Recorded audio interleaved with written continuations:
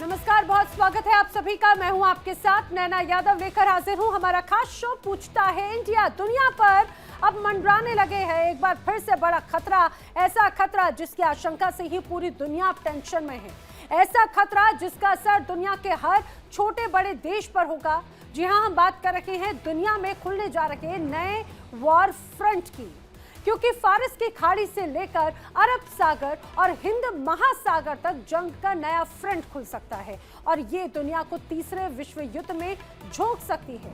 अब ईरान में प्रदर्शनकारियों पर कार्रवाई के विरोध में अमेरिका उतर आया है। अमेरिकी सेना ने ईरान के बॉर्डर पर अब ये कहा जाए कि जमघट लगा डाला है, उसे पूरी तरह से घेरा हुआ है। वहीं दूसरी तरफ ईरान भी लगातार अपनी तैयारियों को धार दे रहा है। पुख्ता तैयारियां ईरान की तरफ से की जा चुकी हैं। यकीनन ट्रंप को इस खतरे का अंदाजा पहले से है कि ईरान भी पूरी तरह से तैयार है। अब समझिए, ईरान के आसपास अमेरिका ने सैन्य जमावड़ा मजबूत किया। मिडिल ईस्ट में मौजूद अमेरिकी सैन्य बेस पर तैयारियां पूरी तरह से पुख्ता की जा रही हैं। अब अमेरिका का aircraft carrier USS Abraham Lincoln अपने जंगी बेड़े के साथ फारस की खाड़ी में पहुंच चुका है। हालांकि अब खबर यह है कि यूएसएस अब्राहम लिंकन की पोजीशन मिल नहीं पा रही है, यानी ये अमेरिका का जंगी बेड़ा डार्क जोन में चला गया है और ये एक चिंता की बात है। किसके लिए चिंता की बात है बताएंगे आगे। बताया ये जा रहा है कि जहाज का ऑटोमेटिक आईडी सिस्टम बंद किया जा चुका है, यानी ये जो जहाज अब ईरान की एक तरह से कहा जाए कि लामबंदी के लिए तैनात किया गया था, जहाज अब ईरान समेत दुनिया की लगभग सभी एजेंसियों की पकड़ से बाहर जा चुका है। अमेरिका ने इजरायल और मिडिल ईस्ट में मौजूद सैन्य बेस की सुरक्षा को और भी ज्यादा बढ़ा दिया है। अमेरिका ने पैट्रियट डिफेंस सिस्टम और थर्ड डिफेंस सिस्टम की तैनाती भी यहां पर कर दी है। अब मैं आपको बताती हूं कि ईरान की आक्रामकता आखिर किस तरह से है। ईरान की आईआरजीसी ने यूएसएस अब्राहम लिंकन पर हमले का बाकायदा एक वीडियो जारी किया। हालांकि ये प्रोपोगेंडा वीडियो है, लेकिन ये एक तरह से बड़े संकेत हैं। ये एआई बेस्ड वीडियो, जरा देखिए। ये इस वीडियो के माध्यम से ये बताने की कोशिश की गई है कि जो यूएसएस अब्राहम लिंकन जिसे तैनात किया गया, उसे ईरान की एक मिसाइल आईआरजीसी की तरफ से एक मिसाइल जो दागी जाती है, वो इस पूरे के पूरे अब यूएसएस अब्राहम लिंकन को तहस नहस कर देती है, ध्वस्त कर देती है। इस वीडियो में एक मिसाइल वॉर रेडी दिखाया गया है जो तेजी से जाती है यूएसएस अब्राहम लिंकन की तरफ, जो सीधे जाकर जहाज के डेक से टकराती है। इसके बाद में होता है बहुत जोरदार विस्फोट, अफरा तफरी मच जाती है और जहाज दो हिस्सों में बंट जाता है, जिसके बाद जहाज पूरी तरह से डूब जाता है। देखिए इसी तरह से, और ऐसा लगता है कि एक मिसाइल ने इस ताकतवर यूएसएस अब्राहम लिंकन को पूरी तरह से नेस्तनाबूद कर दिया, ध्वस्त कर दिया। ये प्रोपोगेंडा वीडियो ईरान का है और इस प्रोपोगेंडा वीडियो के जरिए ईरान ने अमेरिका को सीधे सीधे बड़ी धमकी दी है। अब इसके अलावा ईरान की सेना ने बाकायदा पुख्ता तैयारी भी कर रखी है। ईरान के पास में मजबूत ड्रोन सेना है, इसका इल्म बाकायदा अमेरिका को भी है। साथ ही मिसाइलों का एक बड़ा जखीरा भी ईरान का है। ईरान की सैन्य ताकत या ये कहा जाए हथियारों की ताकत किस तरह की है, ये पूरी दुनिया के सामने है। लेकिन अब बताया जा रहा है कि आईआरजीसी ने ड्रोन और मिसाइलों को लॉन्चिंग साइट तक पहले ही पहुंचा दिया है, ताकि अगर जरूरत पड़ती है तो उनका इस्तेमाल किया जा सकेगा। ईरान ने खाड़ी देशों में मौजूद अमेरिका के सैन्य बेस और इजरायल को भी निशाना बनाने की धमकी दी है। अब अमेरिका के सहयोगी यूएई और सऊदी अरब ने ईरान के खिलाफ अमेरिका का साथ देने से इनकार कर दिया। साथ ही ईरान के प्रॉक्सी संगठनों ने भी अमेरिका और इजरायल पर हमले की चेतावनी दी। यमन में हुती, लेबनान में मौजूद हिजबुल्ला और ईरान में मौजूद कताइब ईरान के साथ एक तरह से दे रही है। इराक में मौजूद कताइब ये एक तरह से उनका साथ दे रही है। यानी कि इससे स्थिति साफ है कि तैयारियां दोनों ओर से बहुत पूरी धार के साथ में यहाँ पर की गई है। किसी भी वक्त फारस की खाड़ी में जंग की आग भड़क सकती है, जिसमें एक और ये कहा जाए एक बड़ा विध्वंस का माहौल क्रिएट हो सकता है। वहीं दूसरी तरफ हम देखते हैं कि एक तरफ अमेरिका और इजराइल, दूसरी तरफ ईरान के साथ में चीन और रूस भी आ सकते हैं। यानी कि इस जंग में शामिल 4 देशों में से 3 परमाणु शक्ति संपन्न राष्ट्र होंगे और ऐसे में कौन परमाणु बम का ट्रिगर दबा दे, कहा नहीं जा सकता। इसके हर एक एंगल को जानने की कोशिश करेंगे हम। ऐसे में लेकिन बड़े सवाल हैं, क्या ईरान के खिलाफ अमेरिका का जो एक्शन नजर आता है वो सही है? सवाल ये कि क्या राष्ट्रपति ट्रंप की नजर अब ईरान के कुदरती संसाधनों पर भी है? क्या खामनेई इस सत्ता बचाने के लिए जंग को किसी भी स्तर तक लेकर जा सकते हैं? हर एक एंगल पर करेंगे जांच। खास मेहमानों का पैनल हमारे साथ में कनेक्टेड है, मैं आपको उनसे मिलवा देती हूँ। मेरे साथ में रक्षा विशेषज्ञ रिटायर्ड कर्नल संजीत सिरोही जी मेरे साथ में कनेक्टेड हैं, साथ ही साथ विदेश मामलों की जानकार मालिका पांडे भी मेरे साथ में कनेक्टेड हैं। बाकी अन्य मेहमान भी जल्दी कनेक्ट होंगे, उनसे भी आपको मिलवाऊंगी। फिलहाल आप दोनों का बहुत स्वागत है इस चर्चा में। सबसे पहले कर्नल संजीत सिरोही, मैं आपसे जानना चाह रही हूँ, फिलहाल जो मौजूदा स्थिति नजर आती है, एक तरफ यूएसएस अब्राहम लिंकन की तैनाती, दूसरी तरफ ईरान का ये प्रोपोगेंडा वीडियो, आखिर किस तरह की स्थिति नजर आ रही है सर फिलहाल? नैना जी, पहले तो आपका बहुत बहुत धन्यवाद। जय हिंद। आपने अपने चैनल पे मुझे बुलाया। बहुत अहम मुद्दा, जो कि आज के दिन बहुत ही चिंताजनक मुद्दा है, उसके ऊपर बातचीत करने के लिए। देखिए, जब से ये प्रोटेस्ट स्टार्ट हुआ था ईरान में, तब से डोनाल्ड ट्रंप साहब जो है एस्केलेटरी रेटोरिक के बयान दिए जा रहे थे, जिसमें उन्होंने बार बार जो है प्रोटेस्टर्स को उत्साह बढ़ाया और उनको कहा कि आप जो है गवर्नमेंट की बिल्डिंग्स, गवर्नमेंट डिपार्टमेंट्स को टेक ओवर करो और help is on the way, ये उन्होंने बोला। उसके बाद जो है फिर उन्होंने ये कहा कि जो है, क्योंकि जो उनको एग्जीक्यूशन होनी थी, हैंगिंग होनी थी तकरीबन 800 प्रोटेस्टर्स की, उसमें उन्होंने कहा कि अगर इन प्रोटेस्टर्स के ऊपर अगर इनको जो है उनको फांसी दी गई तो जो है हमला किया जाएगा।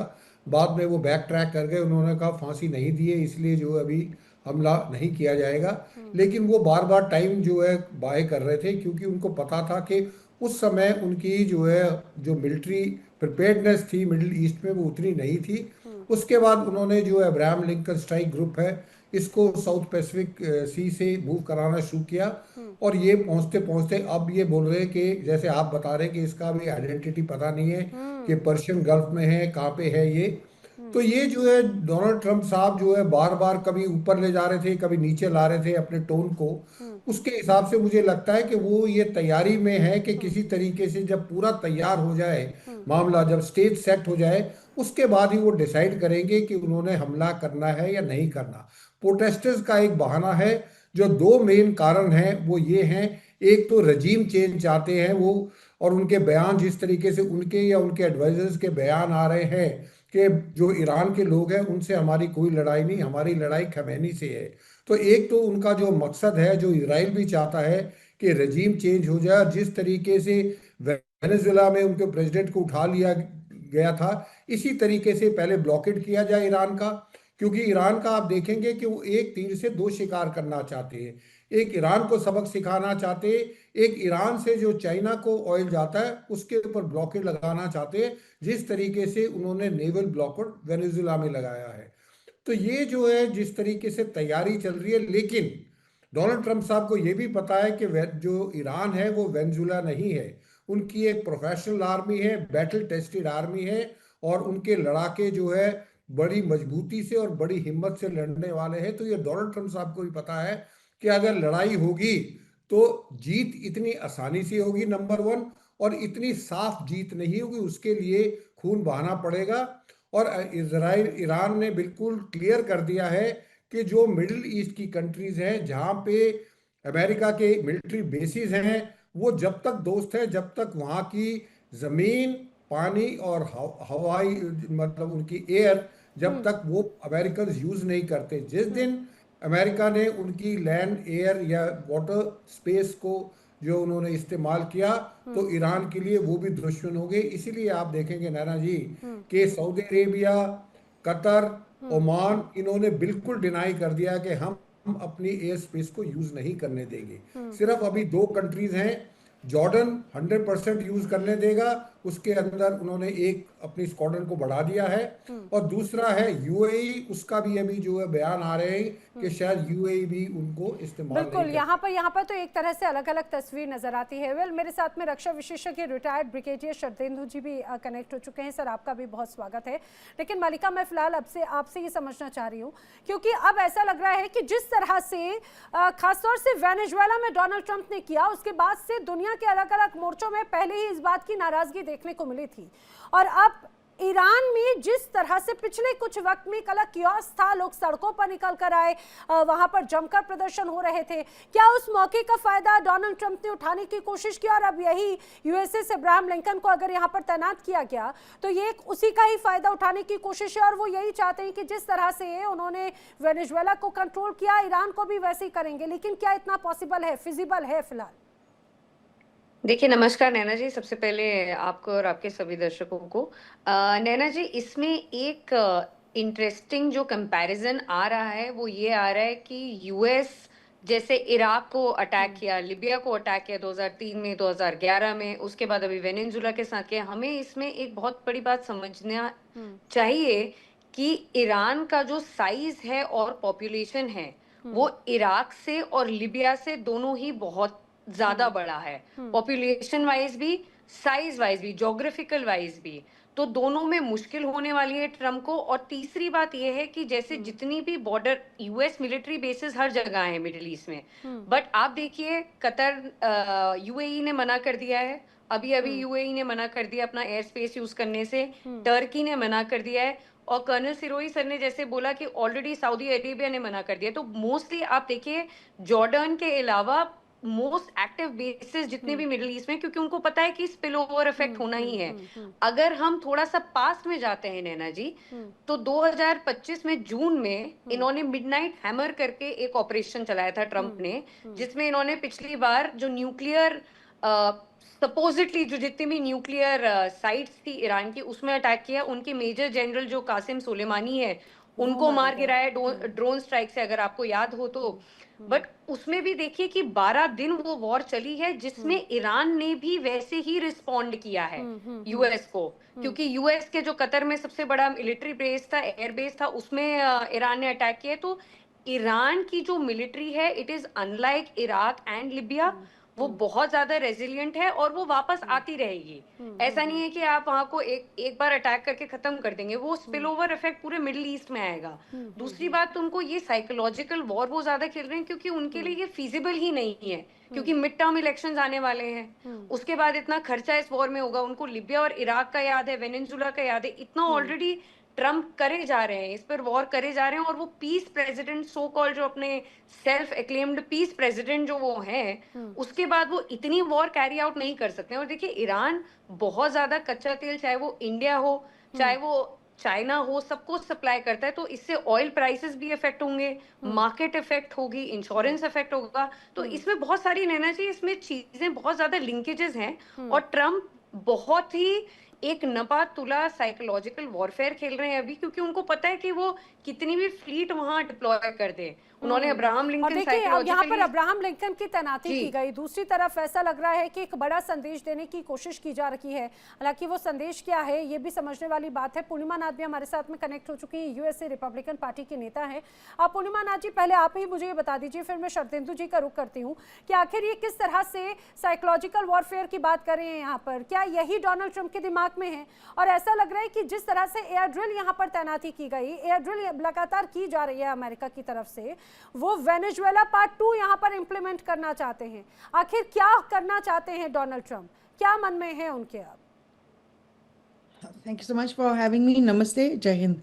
पहले तो मैं ये बताऊंगी नैना जी, देखिए US is totally expanded at this point of time. अभी वेनेजुएला का लीडर को उठा के लेके आगे, at the end of the day you know US के लिए क्या क्या चाहिए at the end of the day? आज तक उनको क्या फर्क पड़ा है कि ह्यूमन राइट्स क्या होता है, कितने लोग मारे गए, इराक में कितने लोग मारे थे यूनाइटेड स्टेट्स ने। तो it's not about human rights, उनका इंटरेस्ट इंपॉर्टेंट है, national security interest so called is important. Bomb गिराओ तो उसको बोलो कि सिक्योरिटी है, आप वहाँ से रिसोर्स एक्सट्रैक्ट करो तो बोलो तो वो नेशनल सिक्योरिटी इंटरेस्ट है। आप वहाँ पे डिस्टेबलाइज करो कहीं पे भी, और बोलो तो डेमोक्रेसी प्रोटेक्शन हो रही है। जो दुनिया को रीजन दिखाता है, it really doesn't matter, it's a farce, false है। तो उनका इंटरेस्ट क्या है? रिसोर्स हड़पना है, कंट्रोल करना है, शिपिंग राउट्स को यूनाइटेड स्टेट्स का दबदबा रखना है। तो मैं रिपब्लिकन जरूर हूँ, मैं कंजर्वेटिव हूँ, बट सेंटर राइट कंजर्वेटिव हूँ। मेरा जो पॉलिसीज है they are mostly from a centrist point of view. मैं हर पॉलिसी को दोनों साइड से देखती हूँ, डेमोक्रेट व्यू पॉइंट से on and also Republican view point से, conservative and progressive. But I am also one of those politician जो कंजर्वेटिव होते हुए भी ऐसा नहीं है कि प्रोग्रेसिविज्म को completely डिनाई करते हैं। But I am also one of those politician जिनके लिए it's not like okay completely anti war policy, but कोई भी चीज करने से पहले नहीं, आपका तो कोई फिलहाल अभी आइडिया वॉर होना पॉलिसी क्या है? चाहिए। यूएस की वॉर पॉलिसी हमेशा से यही है या फिर मौजूदा वक्त में पिछले कुछ वक्त से डोनाल्ड ट्रंप 2.0 वर्जन जब हमने देखा उसके बाद से एक अलग तस्वीर नजर आती है? तो क्या वॉर पॉलिसीज भी चेंज हो गई है बाय हुक और क्रुक? बस अपने कंट्रोल में लेना है हर चीज को। It is always the same. 1945 से 2000 तक 55 ईयर्स में 80 रेजिम चेंज करवाया अमेरिका। 55-45 स्प्लिट है इस रेजिम चेंज में, रिपब्लिकन वर्सेस डेमोक्रेट की। अभी अमेरिका का हिस्ट्री ये है कि 200 years of history of regime change in coups. पहला जाना जाता है 1893 में हवाई का महारानी लिली यूकालानी को हटा के अभी आज जो हम हवाई is part of America, is part of because of that. आप इससे पहले भी चली जाइए ना, यहाँ पे जो हमारे जो literally Colorado, Texas, Nevada, California, ये जो part of America is because manifest destiny. इनके white supremacy is a disease. आज ईरान है, परसों वेनेजुएला था, उसके बाद आप देखोगे क्यूबा है, कोलंबिया है, India is also part of target. India को कहाँ पे छोड़ के रखे? सैंक्शंस लगा के रखे। जो कंपनीज ईरान के साथ बिजनेस कर रहे हैं उसके ऊपर सेकेंडरी सैंक्शंस लगी हुई है। तो मेरा मतलब ये है कि अमेरिका का policy is no different from what it was before Donald Trump. Donald Trump ने एक काम बहुत अच्छा किया है, उन्होंने मुखौटा खोल दिया, फेंक दिया है। अभी आप जो अमेरिका देख रहे हो, दिस इज ऑलवेज अमेरिका। अब वो खुला खेल खेलते हैं। Absolutely 100%, there is no doubt about it। आप अगर अभी भी क्वेश्चन कर रहे हो कि उसका कोई पॉलिसी है, there is no policy। आपका जगह हड़पना, आपका रिसोर्सेज में कंट्रोल करना, आपका शिपिंग राउट्स में कंट्रोल रखना, यूएस डॉलर हेजेमनी रखना, US imperialism is a policy, that's it. अब वहाँ पे 800 बेसिस 80 कंट्रीज में क्यों रखा हुआ है? जापान में सबसे ज्यादा यूएस बेसिस रखा हुआ है, 130 जाना जाता है। साउथ कोरिया में टैरिफ लगा के रखा है, तो ऑलरेडी इंक्रीज कर रहे हैं, तो 25%। साउथ कोरिया में 70 बेसिस है। इंडिया में शुक्र करो बेसिस नहीं है, लेकिन CIA एक्टर्स नहीं है वहाँ पे आप रिजीम चेंज शरदेंदु जी, जो बात पुरानी पॉलिसी की बात कह रही हैं, खास तौर से पूर्णिमा नाथ, पुरानी पॉलिसी और मौजूदा स्थिति में कोई अंतर नजर आता है क्या? हमेशा से इसमें कोई शक नहीं, दूसरे देशों के संसाधनों पर अमेरिका की हमेशा से नजर रखी है। चूंकि भारत का भी जिक्र किया तो बड़ा दिलचस्प और बहुत जरूरी हो जाता है यहाँ पर पता रहना कि अब पहले में और अब में कितना अंतर है। देखिए, मेरा मानना है कि अभी तक अमेरिका 1945 से लेके अब तक की जो कार्रवाई थी वो करता था, वो इंटरनेशनल इंस्टीट्यूशन के साथ किया करता था। तमाम तरीके के ऐसे इंस्टीट्यूशन थे जो अमेरिका के सुनते थे, अमेरिका की फंडिंग होती थी और उनके थ्रू वो अपने जो पॉलिसीज है वो इम्प्लीमेंट करवाता था, अपनी जो पॉइंट ऑफ व्यू है उसको थोपता था दूसरे देशों पे। एक इनडायरेक्ट मेजर्स अडॉप्ट करता था जिसमें कि अमेरिका एक अच्छा देश बना रहता था और बाकी सारी चीजों को उसको डायरेक्ट इनडायरेक्ट बेनिफिट मिला करता था। आज की डेट में जब डोनाल्ड ट्रंप का जो सेकंड टेन्योर हुआ है, इसमें इन्होंने इस इंटरनेशनल इंस्टीट्यूट से अपने हाथ खींच लिए, तमाम फंडिंग विड्रॉ कर लिए। 61 ऐसे इंटरनेशनल इंस्टीट्यूट है जिससे उन्होंने अपना हाथ पीछे वापस खींचे हुए हैं और अब वो बायलैटरल टॉक पे जाता है। अब वो कहता है हमें इन इंस्टीट्यूशन की जरूरत नहीं है, हम डायरेक्ट बात करेंगे। अब वो डायरेक्ट ईरान में इन्वॉल्व होता है, डायरेक्ट चीजों को खुद कंट्रोल करता है और चाहे उसके अमेरिका को उसके चाहे यूरोपियन यूनियन के खिलाफ जाना पड़े, चाहे तमाम साउथ अफ्रीका के खिलाफ जाना पड़े, चाहे नाइजीरिया में स्ट्राइक करनी पड़े, वेनेजुएला के हेड ऑफ स्टेट को उठाना, अब वो डायरेक्ट वन टू वन वो कहता है कि अब हमें इन इंटरनेशनल इंस्टीट्यूट की जरूरत नहीं, क्योंकि हम ही इनको फंड करते हैं और हम ही इनके थ्रू बात करते हैं, हम डायरेक्ट बात करेंगे। और जितने एक्स्ट्रा बैगेज अमेरिका कैरी कर रहा था उन सबको हटा दिया। तो ये शिफ्ट है पॉलिसी में। इंटरेस्ट अमेरिका का उस समय भी यही था कि अपना जो हेजीमनी है वो बना के रखो, आज भी उसका वही चीज पॉलिसी है। लेकिन अब काम करने के तरीके बदल गए। आज की डेट में डायरेक्ट अप्रोच पे अमेरिका चला गया है और डायरेक्टली चीजों को डील कर रहा है। और आज की डेट में उसका जो डिफरेंशिएशन है, मैं नहीं मान रहा हूं किसी एक प्रति है। उसने व्यापार को बढ़ाना है, अपनी चीजों को, आर्म्स को बेचना है, अपने इंडस्ट्रीज को बढ़ाना है और तमाम तरीके के एनर्जी रिसोर्सेज पे कंट्रोल करना है। और साथ में जितने रेयर अर्थ मिनरल हैं पूरे विश्व में कहीं भी हो, कहीं ना कहीं अमेरिका की नजर है। अमेरिका चाहता है कि make America great again at the cost of others.